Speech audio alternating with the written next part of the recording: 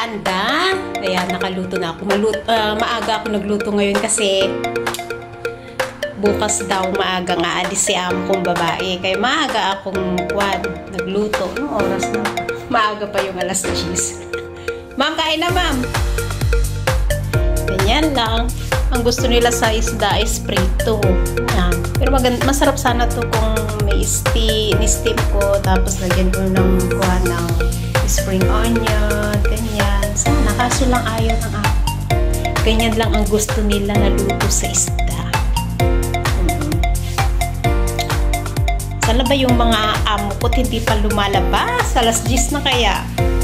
Ano yung oras? Alas 10. Alas 10 na ng gabi. Maaga pa yan ha. Kanina pa ako tumatawag tapos ngayon ka lang lumalabas. Bababa sandali nga. Ang init. Yeah, super. Ayan. Nakain na. Mamadali na siya. Gusto nila yung ganyang okra. Gutom ka na. Asan na ba si nanay mo? Igo na ba yun?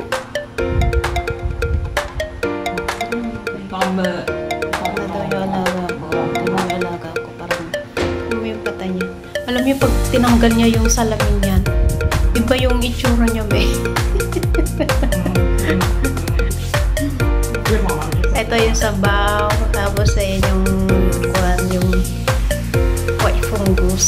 Yan, tapos yan, okra, isda. Yan lang, simple lang ang ulam nila guys. Ayan, wala pa yung nanay niya, ewan ko ba. Salamat, marami pong salamat sa inyong lahat. Bahala ka dyan. Ay, kumain na. Kakain na din ako. Salamat po.